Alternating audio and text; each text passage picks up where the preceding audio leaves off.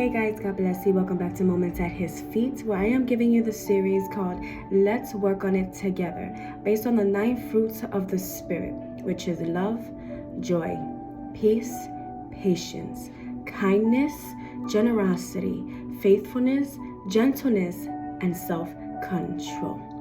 I spoke on how to get and work together on the fruits of love and joy. And tonight, I want us both to work together on receiving and having the fruit of peace. Not just in the good times, but peace when your storms are just unbearable. And you feel like you just cannot do it anymore. When the memories come flashing back and you feel like you're stuck. Let's work on peace. When things are good in your life, you feel peace.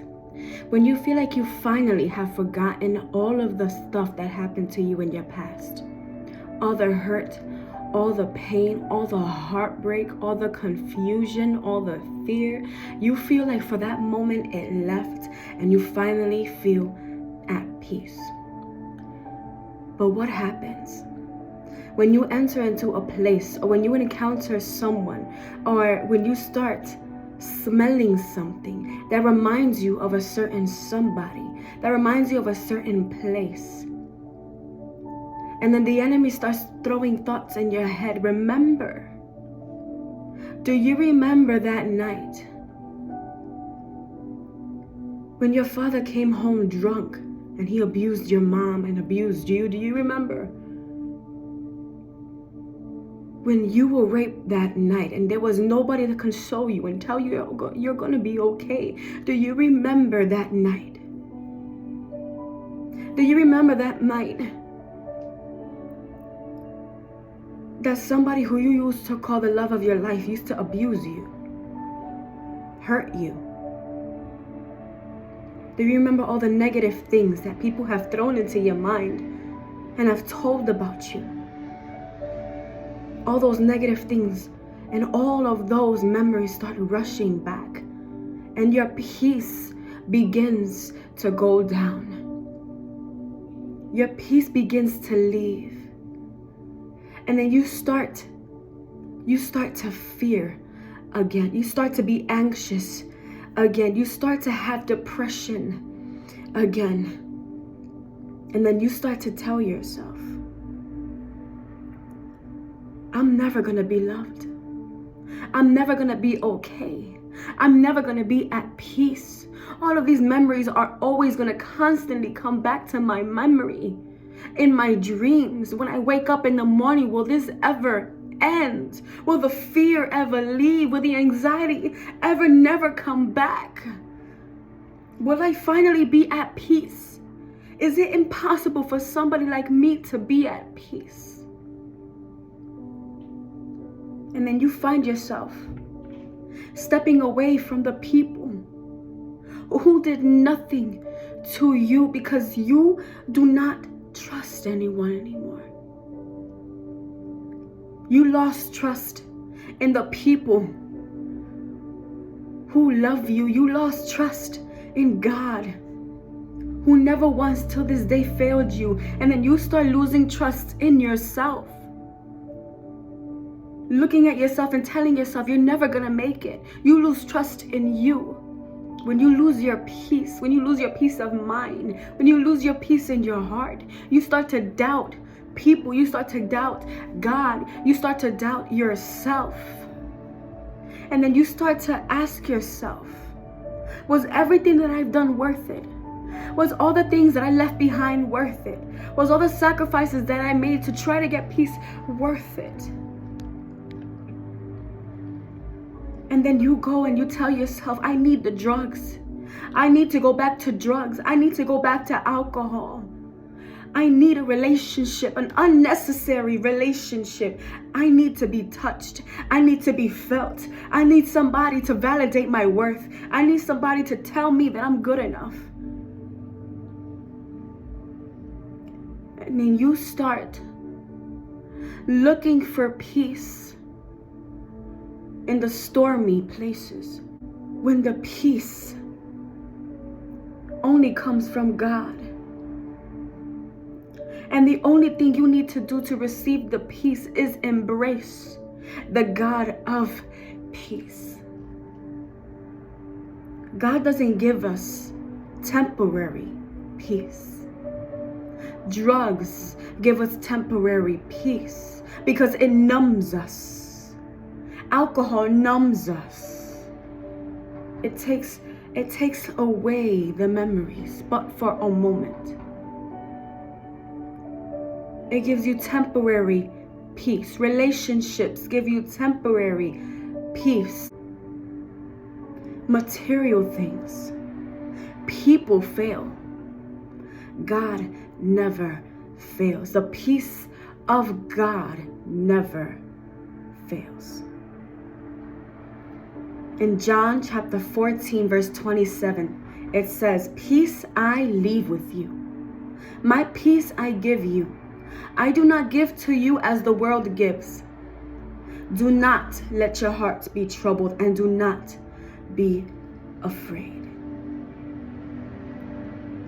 The world, the people of this world, the material things of this world give us temporary peace where we only feel good for a certain amount of time and it is limited. But when the Spirit comes within our mind and within our heart, there is no limit to His peace. There is no limit to His joy. There is no limit to His love. There is no limit to Him. We will forever feel His peace within our hearts, within our minds, that nothing and no one, no matter what happens, will be able to hurt us.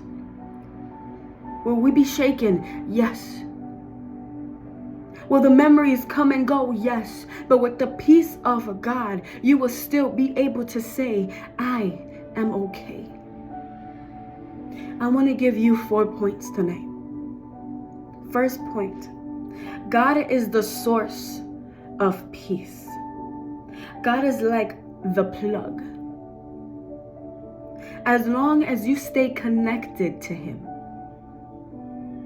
the peace will continue to flow within your life. The moment you disconnect your prayer, the moment you disconnect reading the word, the moment you disconnect your fasting, the moment you disconnect worshiping Him, seeking His presence day and night, when you disconnect, the peace is gone. Because the God of peace is not where you are. Because where you are is far away from Him. You left Him there while you went to go find peace elsewhere. My second point is, God intends to give us peace. In the book of Jeremiah, chapter 29, verse 11, He promises us, I want to give you peace. I have designed a future for you.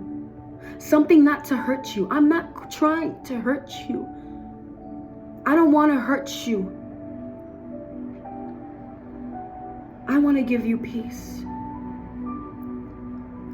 So secure your present and your future in the hands of God. Because as long as your present and your future is in His hands, peace will rule your minds. My third point is, God supersedes hard times. God is in the midst of your storms, in our storms. There's a story in the Bible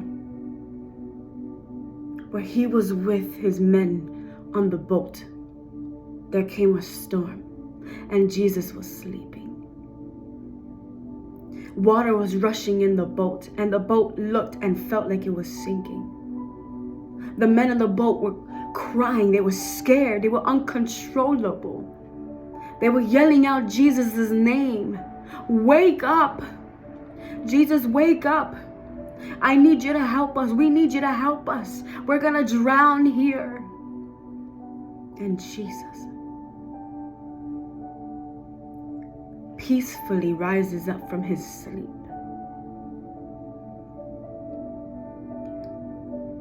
And he stands on the boat. And he speaks to the winds and the waves, and he says, "Peace, be still."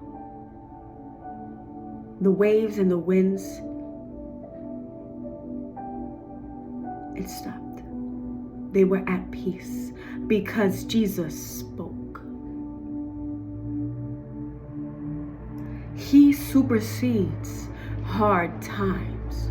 That when you have your storm and you call upon him, he is the one that with just those words, "Peace, be still," everything is calm. Even when it looks chaotic, even when your boat is still filled with water, the winds and the waves are gone. Because Jesus is with you. And you called upon him and not upon the things that would never help you.